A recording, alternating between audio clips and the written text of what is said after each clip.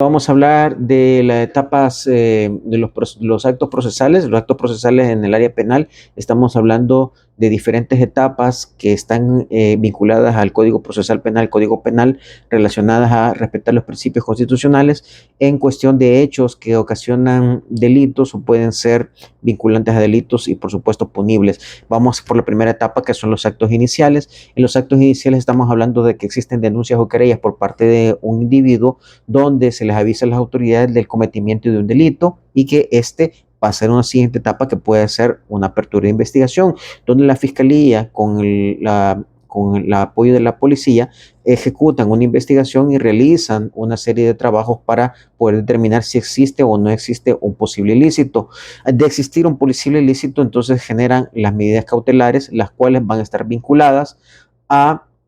sometimiento de detenciones provisionales, detenciones administrativas, que van a procurar hacer que el individuo que está siendo acusado pueda ser detenido, pueda ser restringida su libertad para poder garantizar de que éste dé y responda ante la ley. Posteriormente de hacer la investigación se pasa a actos formales donde se hace la audiencia de apertura, la audiencia inicial, donde se realizan actos interrogatorios para establecer las pruebas del vínculo que existe del individuo que está siendo acusado de un delito y que éste necesita o no necesita pasar a una audiencia posterior, donde sí realmente se le llama la etapa intermedia o la etapa donde el juez hace la audiencia para poder conocer todas las partes de la defensa como de la parte acusadora y se establezcan las suficientes pruebas para poder determinar la culpabilidad o inocencia del reo, en este caso el individuo que está siendo culpado de este hecho delictivo. Los actos de apertura de juicio, si el juez lo considera suficiente y existen suficientes pruebas, se emite un auto para formalizar y que el juicio quede en firme. Esto genera el siguiente acto, que es un acto de juicio oral y público. Este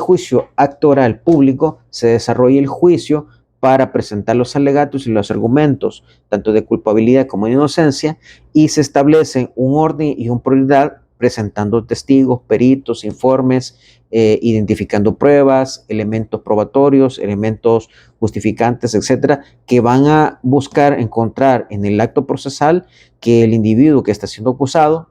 está directamente vinculado con el delito y, por supuesto, se le adjudican a él todas las pruebas de las medidas que se están adoptando en el juicio oral precisamente. Luego viene la parte de la sentencia, que si el juez considera que basado en todos los hechos, basado en la teoría del caso, basado en la disposición que tiene tanto la defensa como la fiscalía, valora que es culpable o inocente. Esta parte de culpabilidad inocente se pasa luego a actos de ejecución de la sentencia, donde existe el cumplimiento de la sentencia, ya sea de que a él se le diga, mire, esta persona es culpable y tiene tantos años que tiene que pasar condenando por el delito y pasa a una etapa donde el juez determina que pase a ser sometido bajo un régimen de retención y pena en la cárcel. Se realizan las diferentes diligencias para que éste pueda ser sometido a la restricción de movilidad y limitación de los derechos civiles que le corresponden, y también existen en esta etapa recursos y apelaciones. Estos recursos de apelaciones están vinculados tanto a la parte defensora como a la parte que tienen que ver con la parte acusadora, donde ambos, de no estar de acuerdo con la resolución, ya sea favorable o desfavorable, dependiendo del caso que se sometan, tanto fiscal como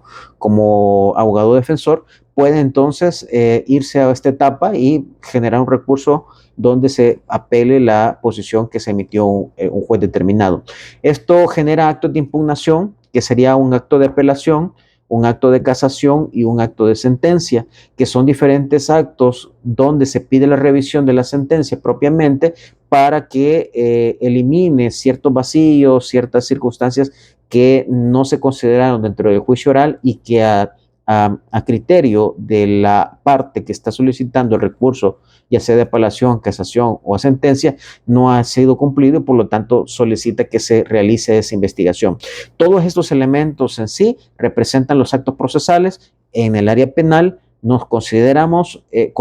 se consideran actos suficientes para respetar la ley, tanto la parte penal como la parte